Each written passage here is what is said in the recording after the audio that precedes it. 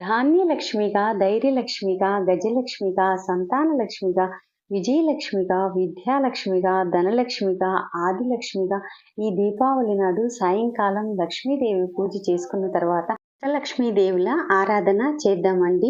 మనం ఆహారానికి ఎటువంటి లోటు లేకుండా ధాన్యలక్ష్మిగా అమ్మను, అలాగే కొంతమందికి ఏ పని చేయాలన్నా కూడా ధైర్యం అనేది ఉండదు. అటువంటి వాళ్ళు అమ్మవారిని ధైర్యలక్ష్మిగా, ఇంకా అష్ట ఐశ్వర్యాలను ప్రసాదించే అమ్మ గజలక్ష్మి అమ్మగా, అలాగే సంతానం లేక బాధపడే వాళ్ళు అమ్మవారిని సంతానం కోసం, అలాగే సంతానం ఉన్న వాళ్ళు ఉన్నత స్థితిలో ఉండాలని కోరుకునేవాళ్ళు సంతాన లక్ష్మీదేవిని, కొంతమందికి ఏ పని చేసినా కూడా కలిసి రాదు, విజయం అనేదే ఉండదు.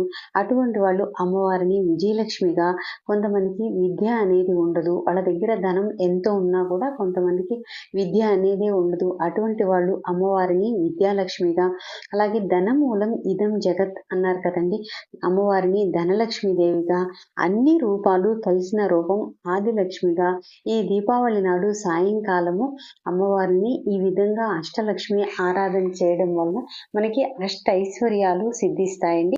ఐశ్వర్యము అంటే డబ్బు ఒక్కటే కాదండి, అలాగే బంగారం ఒక్కటే కాదండి. ఐశ్వర్యం అంటే అన్నీ కలిస్తేనే ఐశ్వర్యం అండి, ఆనందము. వాటిని అష్ట ఐశ్వర్యాలు అని అందుకే అంటారు. మరి ఈ అష్ట ఐశ్వర్యాల కోసం అష్టలక్ష్మీదేవుణ్ణి ఎలా ఆరాధించాలి అనేది మన ఛానల్లో ఫుల్ వీడియో ఉందండి. మా ఇంట్లో అష్టలక్ష్ముల ఫోటో లేదు అనుకున్న వాళ్ళు కూడా ఏ విధంగా పూజ చేసుకోవాలి, అమ్మని ఎలా ఆరాధించాలి, అష్టలక్ష్మి అమ్మల్ని అనేదంతా కూడా ఫుల్ వీడియో ఉంది. ఈ వీడియో కింద ఆ వీడియో లింక్ ఇస్తున్నానండి. కావాల్సిన వాళ్ళు ఒక్కసారి విజిట్ చేయండి. అలాగే మన ఛానల్ ఫస్ట్ టైం చూసేవాళ్ళు ఛానల్ని సబ్స్క్రైబ్ చేసుకోండి. వీడియోకి ఒక్క లైక్ ఇవ్వడం మర్చిపోదండి. మరొక మంచి వీడియోతో మళ్ళీ కలుద్దాము. Thanks for watching.